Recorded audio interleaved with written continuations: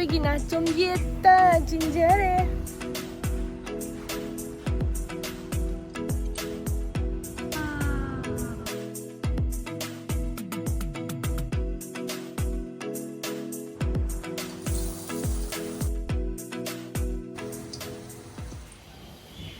Hi everyone, welcome back to my YouTube channel. Ado ngasise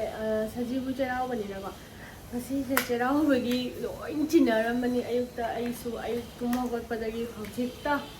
kitang sangi haida sangba haise ai chakhum changa every talabi puramo taramamnebako thuma thakpagi ado kharadi iromba khutpa khutpa kaambadi loiramme aduga aina pungse 12 gi mamangda Lai chak kat pagi tau bodo khara ngale ba hujik ti pung 10 da tare ba aduna awat pado huji ki ba lo ra thongge khara ke thoke na ko CHEIRAOBANI na aidi ayuk tagi mai mi tai ba gam ta sangre ba ai huji khara tai ra ga khara ke thara ga mu thongge na ta aduga CHEIRAOBAGI vlog se yemina si happy sajibu CHEIRAOBA haina wish tawjari ke na ai wangang ko matam se konana video sinamning ba interview ai Ahanba CHEIRAOBANI na haidi luhong matungda adugi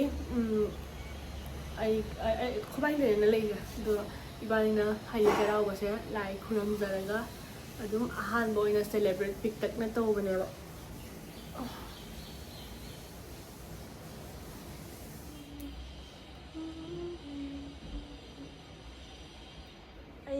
CHEIRAOBAGI fi se asim sasalani ba ko CHEIRAOBA mamangda shoot phajaba ngatang lehauge tawba adum lehaudre duga yumdei pirahalake tawsu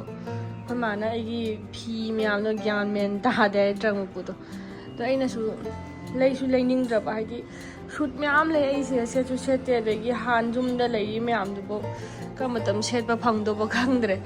audugi adum asi alai be saladi sijil salani CHEIRAOBA se Yang asi ay kebadi lorb niko.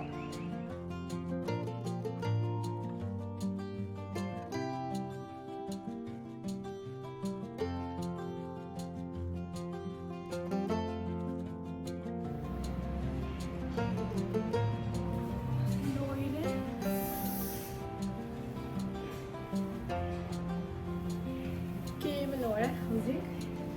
Sajibu gi. Sapung samose.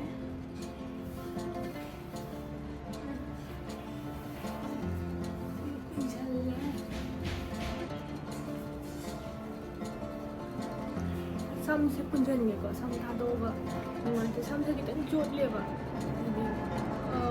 puro rapai loire gi makeup CHEIRAOBA gi makeup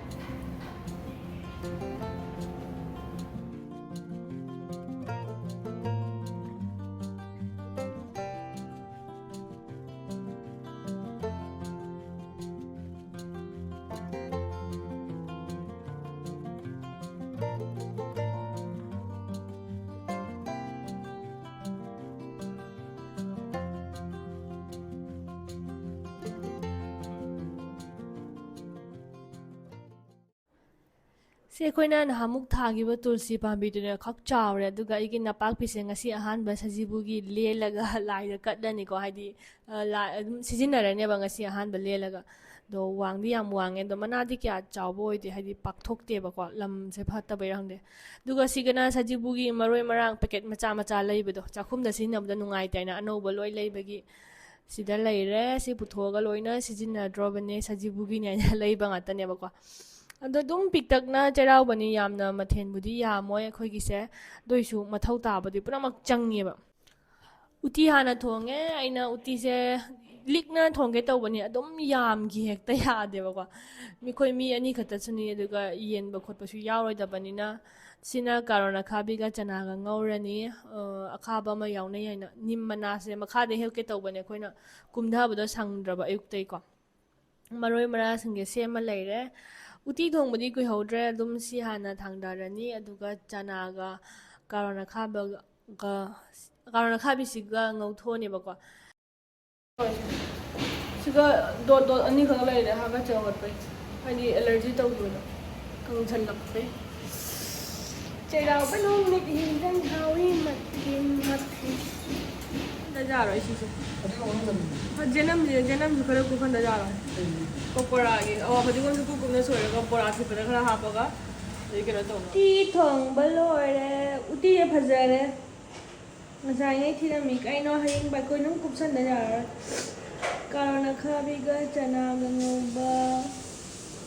ꯑꯗꯒꯤ ꯑꯂꯨꯒ ꯌꯣꯡꯆꯥꯛꯀ ꯀꯪꯃꯦꯠ ꯑꯃ ꯑꯍꯨꯝꯁꯤꯗꯤ complete ꯑꯣꯏꯔꯦ ꯆꯥꯏ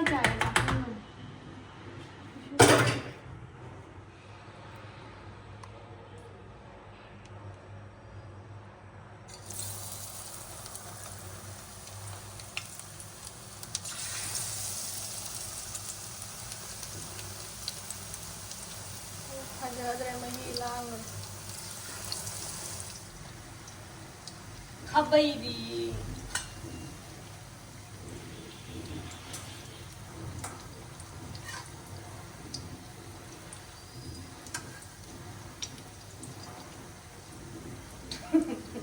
ꯕꯣꯔꯥꯁꯦ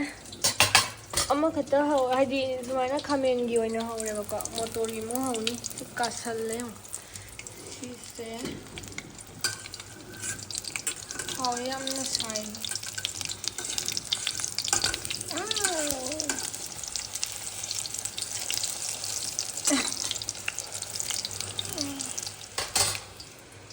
ꯁꯤꯒ ꯄꯀꯣꯔꯥ ꯊꯣꯡꯒꯦ ꯍꯥꯏꯅ ꯊꯝꯕꯅꯦꯕ ꯑꯗꯣ ꯊꯣꯡꯉꯔꯣꯏ ꯋꯥꯔꯦ ꯌꯥꯝꯅ ꯍꯥꯏꯗꯤ ꯊꯦꯡꯁꯨ ꯊꯦꯡꯉꯦꯕ ꯂꯥꯏ ꯆꯥꯛ ꯀꯠꯄꯗꯣ ꯕꯥꯔꯣ ꯃꯃꯥꯡꯗ ꯀꯠꯅꯕ ꯍꯥꯏꯅ ꯑꯗꯨꯝ ꯑꯃ ꯉꯟꯒꯗ꯭ꯔꯥ ꯍꯥꯏꯅ ꯈꯟꯕꯅꯤ ꯑꯗꯨꯝ ꯊꯦꯡꯉꯦ ꯄꯀꯣꯔꯥ ꯊꯣꯡꯗ꯭ꯔꯦ ꯍꯥꯏꯕ ꯊꯦꯡꯅ ꯑꯩꯅ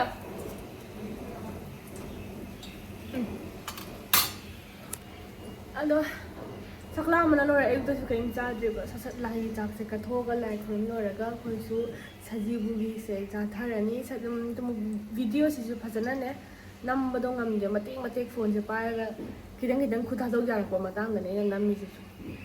ꯆꯩꯔꯥꯎꯕꯒꯤ ꯑꯗꯨꯝ ꯅꯝꯅꯤꯡꯕꯒꯤꯀꯣ ꯄ꯭ꯔꯣꯄꯔ ꯕ꯭ꯂꯣꯛ ꯐꯖꯅꯒ ꯇꯧꯅ ꯀꯣꯛ ꯊꯥꯗꯔ ꯅꯝꯕꯗꯗꯤ ꯁꯖꯤꯕꯨ ꯅꯨꯃꯤꯠꯇ ꯏꯝꯄꯣꯁꯤꯕꯜꯅꯤ ꯑꯩꯈꯣꯏꯅ ꯏꯁꯥꯅ ꯊꯕꯛꯇꯣ ꯇꯧꯕꯅꯤꯅꯀꯣ ꯑꯗꯨꯒ ꯈꯥꯃꯦꯟꯒꯤꯁꯦ ꯂꯣꯏꯔꯒ ꯑꯩꯅ ꯃꯪꯒꯟ ꯕꯣꯔꯥ ꯑꯃꯨꯛ ꯍꯧꯒꯦ ꯌꯦꯅꯝꯁꯦ ꯀꯩꯀꯥ ꯃꯌꯥꯝ ꯑꯁꯣꯏꯕꯗꯣ ꯂꯩꯕꯅꯤꯅ ꯍꯥꯞꯆꯤꯜꯂꯒ ꯃꯪꯒꯟ ꯕꯣꯔꯥꯁꯦ ꯍꯧꯔꯛꯄꯁꯤꯗ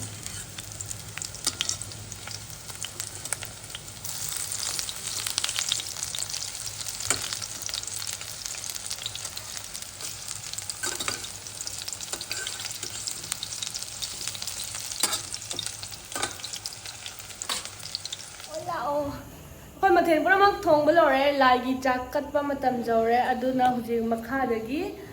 ꯂꯩ ꯈꯔ ꯍꯦꯛꯎꯒꯦꯀꯣ ꯂꯩ ꯀꯠꯅꯤꯡꯉꯥꯏ ꯂꯩꯇꯦ ꯑꯗꯨꯝ ꯅꯨꯡꯉꯥꯏꯇꯦ ꯑꯩꯉꯣꯟꯗ ꯀꯨꯞꯁꯜꯂꯝꯃꯗꯤ ꯐꯕ ꯁꯤꯁꯦ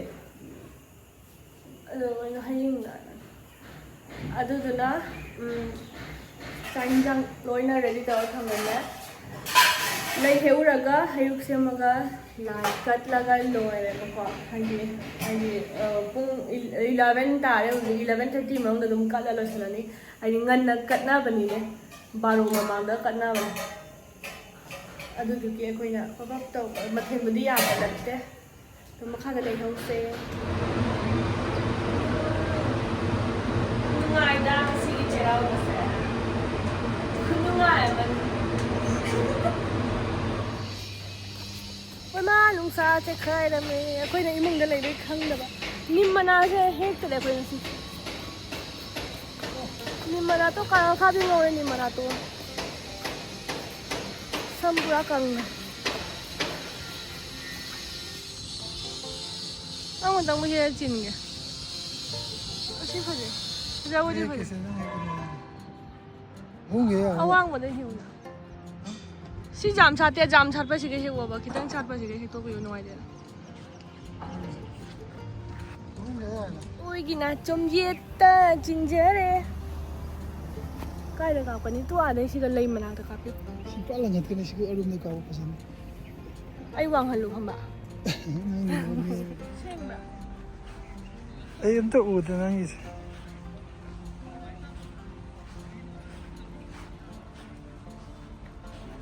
ꯅꯝꯕꯤꯒꯦ ꯐꯣꯇꯣ ꯅꯝꯕ ꯐꯖꯗꯦ keno tawi kala izak jaksale lay he fazabana lay singse yang udake sigi angawba lay se khagi le hawai na bani si se fazabana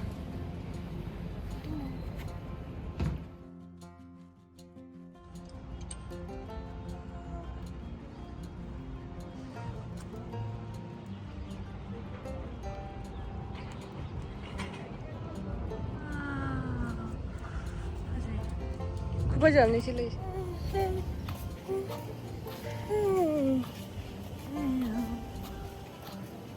Oh, ज़्यादा है कुछ ना कलम न थे दुगा लाई चाकत पर मतम जौरे इमुगी लाई से कोइना दुम गणेश से पूजा तौजबनी नुंतीगी सिदना हाइरु कोइना कट लेबको दुम मथंग हाइदि सजीव मनुंग तन खा हौरगा बुदि कट केना खले ngasi चाक दुम कटरे अदुगा लाई खुरम जरे अहानबदा इजुमगी इमुंगी लाई से अदुगा मपानी चाक थाबसु मतम यौरेबको असि लाई थंबम से कोई प्रॉपर सेम ड्रिसिदा दम कोई हुजी हुजी की ओइना तौरेबा टीवी थमद्रिबनिना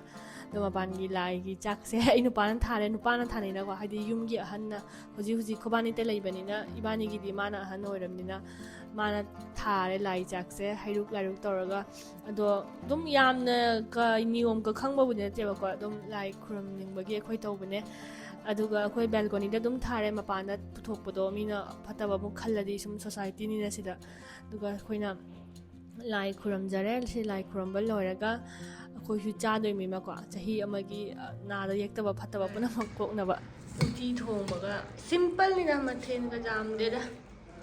खबाइन दा चाबगी मीगोन हु जेनगदबा नते दुम लाई गी कट खरे लोरा हावरा उटी थोंबदा हावरा खुमदिदना दिवारी लाइरे सी चाजो हावरा ये हावरा ये हाव तो इन हरे द चारगे हैप्पी चेराउबा मलिंगी बेक लाइसिन फजदरा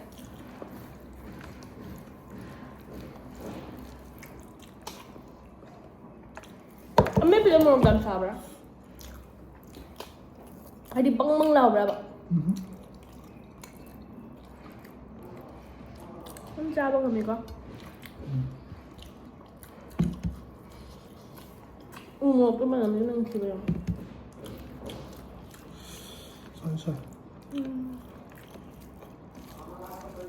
अदुगा नुंगदिन जे Koyna ngasai tanga khirga chahawdabagi ngasai laidabudi tan kat khre aduga khoi chahawdeba aduga aina phajana hawre amka tanga adagi sina khir se instant chaba yaba sewai oina hawre ghi da ngauraga aduga kesar khara ma hape sisam flavorful oyeba kesar hapaga hai khir da su hapa hawina doina sida su kitang hapchalle manam du nungsina ba hai yam delicious oyeba do sisa nungdin gi chaga dai si tan siga tora charani nungdin gi oina sajibu gi चाशन थक्चन mummy आमदो हुजी तुमनो बेन क्वा मतर सारगा मखारा hunger खा सके 10,000 स्टेप्स चके 10,000 ngam minimum 6-7,000 चोली ने मखा से लोइना पा हाइदि नापी दे सिंग चाय मी मारे मोय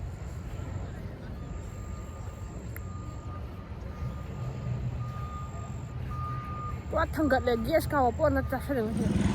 इमम मम मै खुना मै खुद ले फुन जी आओ उफुन नो ले खो मै सॉरी ले फुन गे मै खु हुमांग थोय नाय हुमांग थोक तब ngasi खरा ओलांग मा नाय चले सु हुमांग थोक थोकते हैप्पी चेराउबा लोइरे सिदा आइगी व्लॉग सेउने हौबदगिना हुजी चासलगा वाकिंग चल हो याइनी करम यूट्यूबर दुमाइ तौगे बा वाकिंग चलु आने इन्फ्लुएंस तौइने आइगी से खंगदा कैसुम नते ताय मरिगा मसंगा वाताबे पामटा बनी थुरगि चाइबे हाउबना